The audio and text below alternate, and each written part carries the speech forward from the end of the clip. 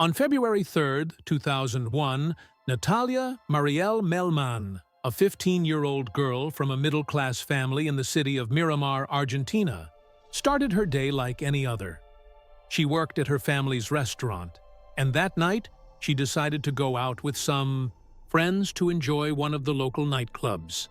With a life full of dreams and hopes, Natalia had already nurtured the desire to study obstetrics, fascinated by the idea of witnessing the birth of new lives. However, that night, which seemed like just another trivial outing, would end in a tragic and dark way. After a brief reunion with her ex-boyfriend, who was already with another girl, the young woman, visibly upset, decided to leave the place. The last time anyone saw her alive was on the night of February 3rd, before she vanished into the deserted streets of Miramar. Her whereabouts remained shrouded in mystery. Disappearing without a trace, what initially seemed like a simple runaway case would soon turn into a nightmare of unimaginable proportions. The next morning, her mother, Laura, woke up and noticed that Natalia was not at home, which was unusual. Desperate, Laura began searching for her in hospitals, friends' houses, and even at the beach, but without success. As the hours passed, anxiety grew, and the Melmann family was forced to turn to the police. Despite the efforts of family and friends, the authorities' response was slow and negligent. The case was dismissed as a simple family disagreement, and the searches were limited to a weak promise that the young woman would eventually reappear. The painful path of police inaction would soon turn into something much more serious. The authorities' indifference seemed to create a veil of impunity that only fueled suspicions that something much darker was at play. The Miramar police, either unable or perhaps uninterested in solving the case, would become a central part of the disappearance plot, which would soon transform into an irreparable horror. Natalia Melmann was born in 1986 into a working-class family in Buenos Aires. From an early age, she stood out as an excellent student, full of ambitions and dreams. Her story, like many others in Argentina in the 1990s, was shaped by the economic difficulties of a country going through a time of crisis. In 1992, when she was still a child, her family decided to move to Miramar, seeking a quieter life away from the tensions and urban problems of the capital. In Miramar, life seemed to promise something more for Natalia, but also the daily struggle to get ahead. Amid the deep economic crisis that plagued the country, she worked tirelessly to help her family, working at the restaurant her parents ran.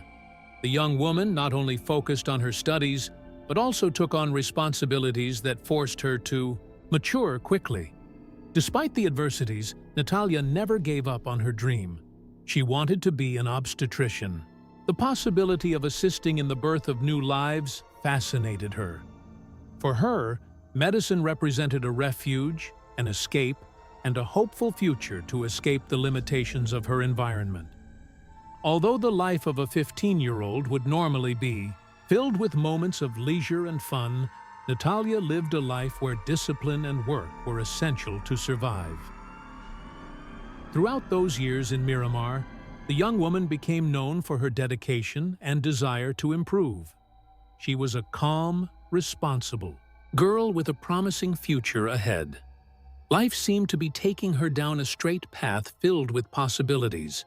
However, as with so many other stories, one fateful night would change everything. Her disappearance on that night in February 2001 not only shattered her dreams, but also revealed the shadows of a city that, despite its apparent calm, hid disturbing secrets. It was the early hours of February 3, 2001, a hot and sticky night like many others in Miramar.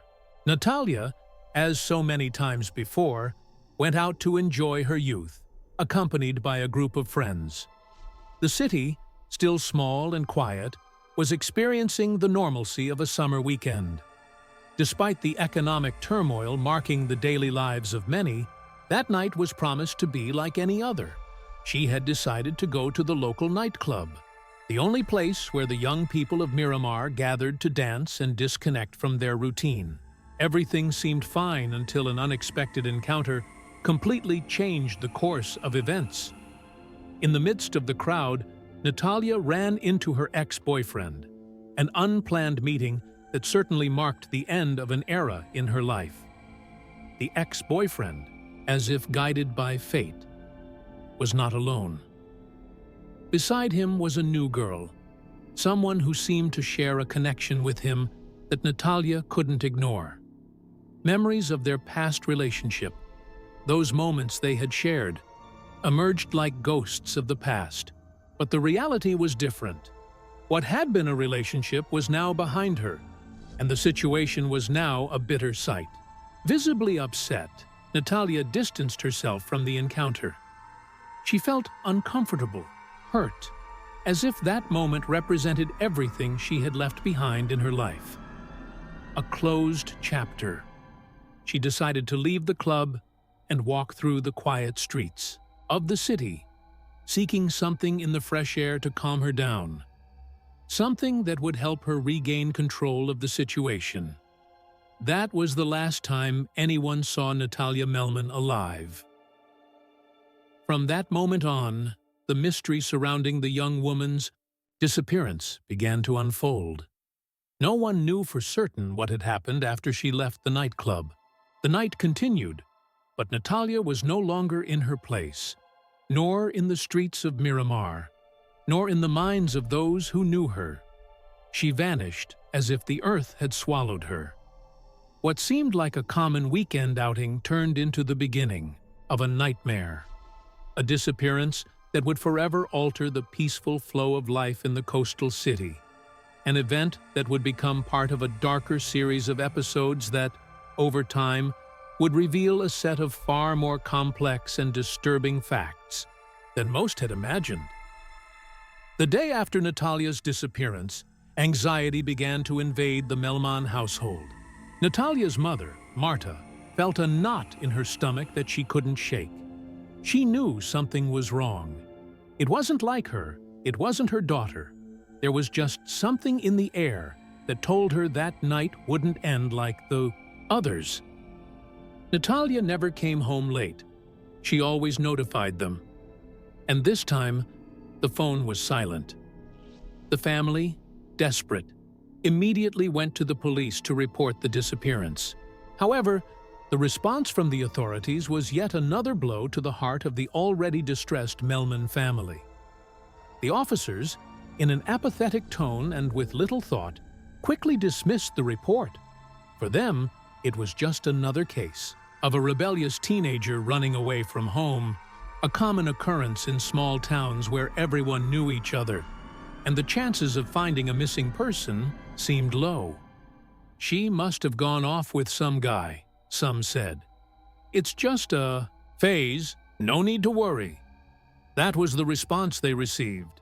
Natalia was a 14-year-old girl, and the fact that she had met her ex-boyfriend the night she disappeared gave them an easy justification not to investigate further. Despite the evident concern and desperation of the family, the case was quickly classified as a voluntary runaway. But the Melmann's frustration didn't end there. The police wouldn't allow the parents to distribute Natalia's photo in search of help. Any attempt to conduct an independent search or distribute flyers in the city was immediately stopped. Everything's fine, don't worry, they were told, unaware of what was really happening. The authorities' response was baffling. To TUI, the police, it seemed like a trivial matter. However, Natalia's family could not ignore the signs. Something didn't fit in the official story they were trying to build. And in the meantime, the hours and days passed. And with each minute that went by, uncertainty and fear tightened around the Melmann family's hearts. At that moment, no one suspected that the initial indifference from the police might be a key piece in a much darker puzzle, and that what seemed like just another disappearance could be connected to a pattern of disturbing events in the city. But for the family, those cold responses only increased the feeling that, for many, Natalia's life wasn't worth enough to go all out in finding her. The investigation into Natalia Melmann's disappearance began to take a disturbing turn when the last moments of her life were scrutinized. Witnesses claimed to have seen Natalia with a man named Gustavo Fernandez, nicknamed El Gallo, on the same night of her disappearance. According to reports, this man, who already had a history of suspicious behavior, was the last person to see her before she disappeared into the dark night. Fernandez, a 25-year-old man known in the city for his intimidating attitude and several run-ins with the law, quickly became the prime suspect. Witnesses mentioned that he and Natalia had a brief argument at the entrance of the club where she had been. Despite the tense situation, there didn't seem to be any signs of a violent confrontation at that moment. But what caught attention was the fact that El Gallo stayed at the location after the young woman vanished.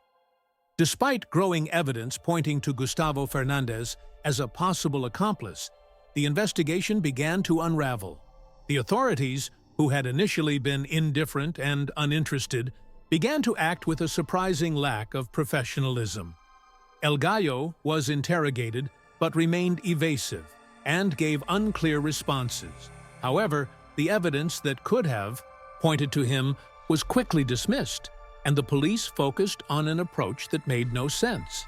What truly awakened distrust in the Melmann family was the erratic behavior of the officers in charge. Instead of following a clear investigative path, there were reports that several witnesses had been harassed and pressured to change their accounts. Some said they were directly threatened not to speak about what they knew. Others mentioned that their testimony had been distorted during interviews, leaving many with the feeling that something was being deliberately concealed. The case, far from advancing, stagnated. Meanwhile, the Melmanns didn't stop their search, although they began to wonder if the police themselves were hindering their work.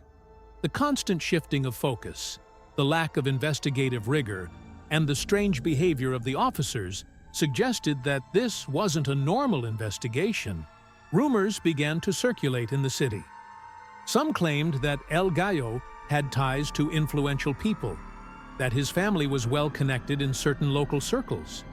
However, none of this could be confirmed, and the police seemed unwilling to dig deeper. The sense that Natalia's disappearance was being mishandled became more apparent with every misstep in the investigation. The discomfort grew. The Melmann family and the witnesses began asking, why wasn't the police investigating Gustavo Fernandez thoroughly? Why were the clues ignored or diluted? The tension in the air became unbearable as Natalia's disappearance vanished into the fog of negligence and cover-up. No one knew for sure what was happening, but it was clear that something dark was lurking behind the official apathy. On February 23, 2001, almost 3 weeks after her disappearance, Natalia Melmann's body was found. The discovery occurred in an isolated area just a few kilometers from where the police had previously conducted searches but had completely ruled out in the early hours of the investigation. What seemed to be an ordinary and insignificant plot of land became the grim scene of a tragedy that had been hidden beneath a blanket of dry leaves. Natalia's body, covered by a layer of vegetation, was in an advanced state of decomposition. The scene was disturbing. Her face, partially disfigured by the passage of time and environmental conditions, showed clear signs of abuse.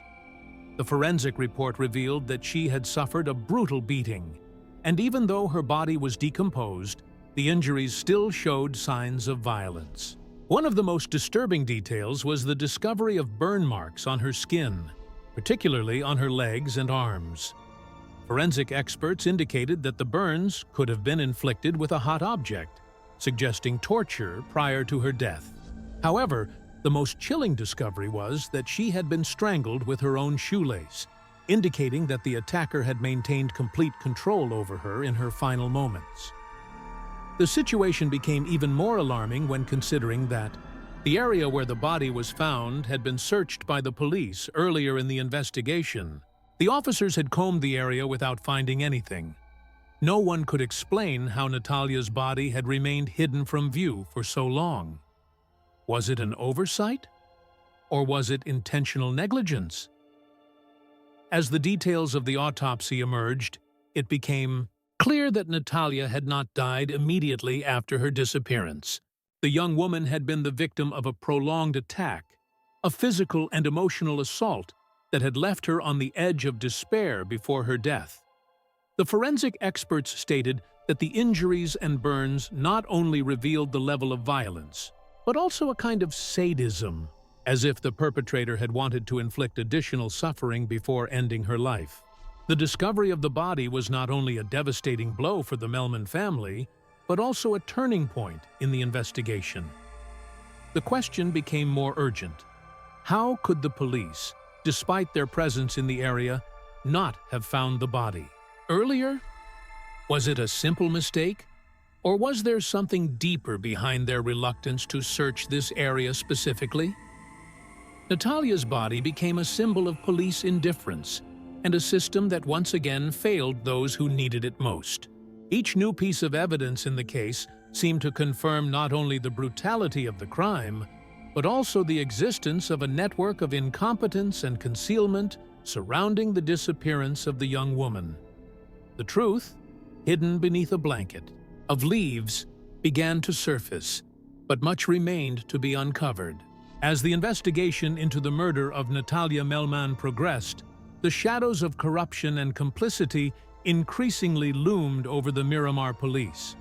What began as a simple missing person case turned into a tangled web of cover-ups, manipulation of evidence, and the clear suspicion that several police officers were not only negligent, but directly involved in the crime.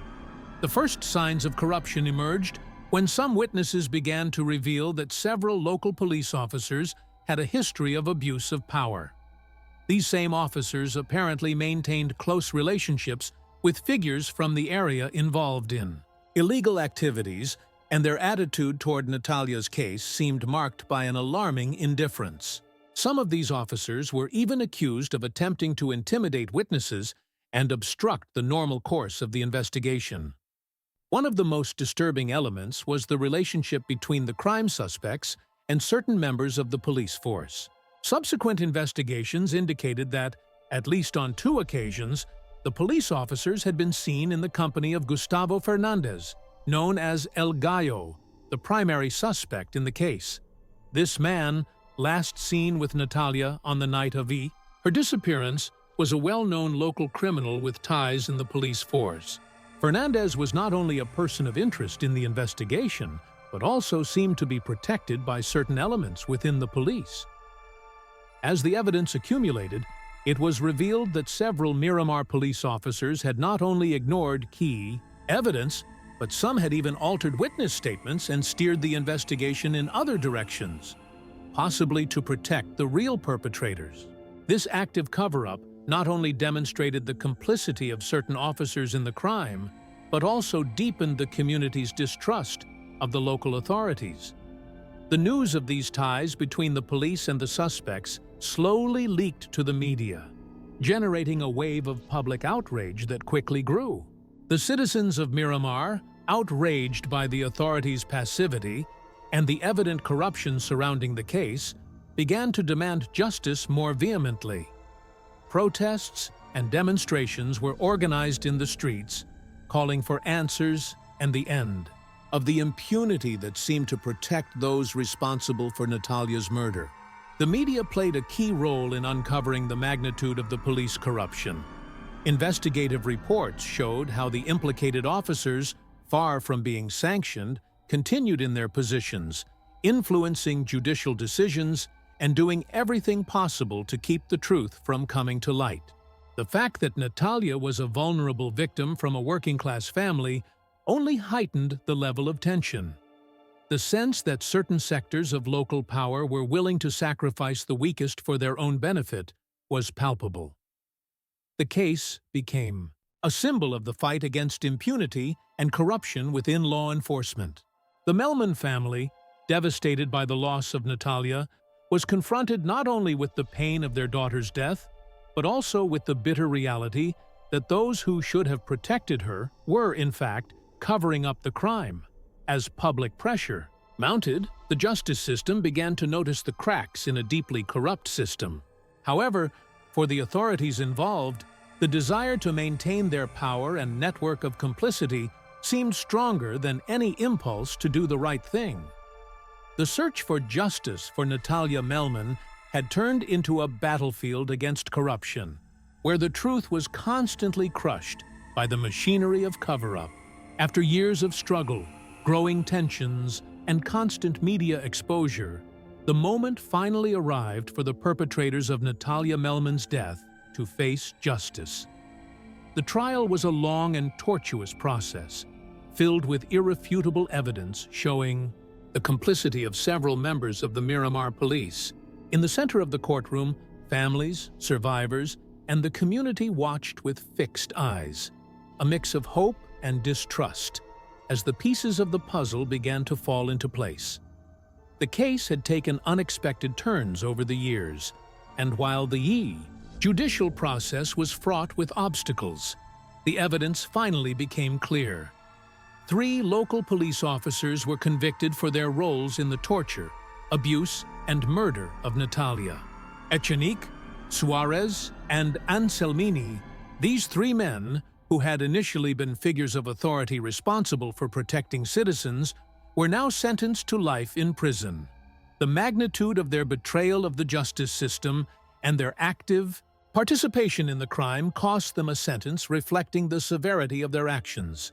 They had not only abused their power, but had also been involved in a cover-up so deep that their actions destabilized all trust in the local police.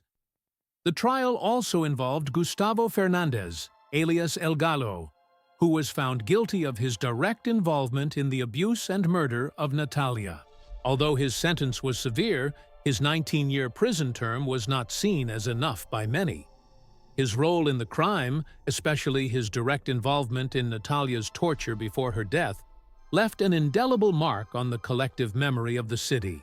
Despite the conviction, some still wondered if the judicial system had truly achieved justice, as many of the darkest secrets of the case remained unrevealed. The conviction, though a significant step, did not erase the anguish or the suffering of the Melmann family. Justice had been delayed and, in some ways, was insufficient to heal the wounds opened by Natalia's death.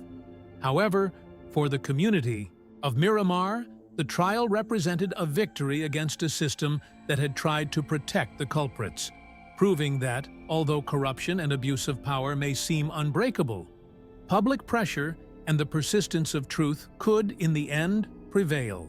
Although the trial seemed to have closed an important chapter in the fight for justice for Natalia Melmann, the road to peace for her family proved to be much more difficult than expected. The sentences for the police officers and El Gallo were, at first glance, a triumph of truth and justice, but they quickly crumbled when faced with the harsh reality of the Argentine judicial system and its cracks. The sentences imposed on Echenique, Suarez, Anselmini, and El Gallo were only the beginning of a new phase of legal battles. The Melmann family, believing justice had finally been done, soon found themselves confronted with a landscape of inequality and corruption that persisted in the shadows of the case. The 3 convicted officers, in an unexpected turn, began to benefit from sentence reductions and legal maneuvers that granted them the possibility of serving less time behind bars than the community and the family considered fair. Meanwhile, the citizens who had followed the case, hoping that the culprits would fully pay for their crime, felt betrayed once again. The judicial process was filled with legal loopholes that allowed the convicted to resort to appeals and search for new opportunities to be released before what society considered appropriate. The horror didn't end with the trial. The sentence seemed to have turned into a mere administrative formality for the involved officers, who, protected by the power structure, remained central figures in the network of impunity that had defined the case from the beginning. In the years that followed, the Melmann family found themselves trapped in a constant struggle, not only to keep Natalia's memory alive, but to prevent the perpetrators from being released without serving their full sentences. Every attempt to appeal, every legal maneuver, every reduction in sentence was met with renewed feelings of betrayal and injustice. The family members faced a corrupt system and an institutional silence that, at times, seemed unbreakable. Meanwhile, public opinion never ceased to be outraged. Protests and demonstrations in Miramar and other cities in Argentina were constant, demanding that those responsible for Natalia's death fully pay for their crime. Popular anger grew as acts of impunity unfolded. However, despite social pressure, Natalia Melmann's case became a symbol of the deep fractures within the Argentine justice system, which, despite efforts, seemed unwilling to fully fix itself. As the years passed, the Melmann family saw how Natalia's death still remained unanswered. Despite the initial conviction, the deterioration of the judicial system and the lack of political will to eradicate corruption left a bitter taste. The case transformed into a grim reminder of how injustice not only manifested in the crime itself, but also in the way the institutions that were supposed to protect the victims operated in favor of those who abused their power. The family continued their search for justice, hoping that one day they could finally close this chapter of suffering and achieve true reparation. But as the years went on, Natalia's story remained an echo of frustration, a reminder that even when justice seems attainable, the road to it is often long, arduous, and filled with unforeseen obstacles. In 2023, more than 2 decades after Natalia Melmann's disappearance and death, a new chapter was written in the search for justice. The news resonated with a mixture of relief and frustration in the community. Ricardo Panadero, a police officer involved in the case from the beginning, was finally convicted and sentenced to life in prison. The evidence linking him to the crime had remained hidden for years, but thanks to a renewed investigation and constant pressure from the Melmann family and activists, the truth emerged strongly. Panadero, who had been linked to the network of corruption and abuse within the Miramar police, was one of the last links in a chain of impunity that seemed endless. For Natalia's family, however, the news was bittersweet. While Panadero's conviction represented a victory in their fight for justice, it was not enough to heal the wounds left by so many years of suffering and obstacles. Late justice was not the justice the family had hoped for. They had been forced to confront not only the perpetrators of the crime, but also a judicial system that, with every step, seemed to undermine the truth. Time, though it had brought some results, had done its work on the Melmann family's lives. The pain of loss remained, and the scars left by corruption within the police force and judicial delays did not disappear with the final conviction. Panadero's sentence also once again revealed the magnitude of the cover-up that had taken place from the beginning. The crime, which should have been resolved with the speed and efficiency it deserved, had been obstructed by police corruption, political interests, and institutional negligence. The fact that new elements could come to light after so many years showed how fragile the justice system in Miramar was, and the lack of transparency that had allowed the guilty to remain unpunished for so long. Despite this final conviction, the Melmann family continued to face threats and difficulties. Legal obstacles and intimidation tactics never ceased. The family, who had already borne the painful burden of loss, now found themselves forced to deal with a new type of violence, the one that comes from a judicial system that fails to heal the wounds of the past years. Public pressure, though persistent, was not enough to guarantee that the guilty would face full justice. Natalia Melmann's case had become a symbol of the fight against impunity in Argentina, a reminder of the constant efforts of victims' families to obtain what had been taken from them, the truth. However, justice remained an elusive goal. The power of corrupt institutions The complicit silence and the continued threats that still weighed on the Melmann family showed that the process of healing, both personal and social, remained a battle. Thus, despite Ricardo Panadero's conviction and the revelation of the truth, the fight did not end. The wounds remained open, and the road to full reparation was still filled with obstacles. The Melmann family, though with some peace knowing the truth had been revealed, remained steadfast in their commitment to achieving full justice, not just for Natalia, but for all victims of a system that still, too often, allows the guilty to stay in the shadows.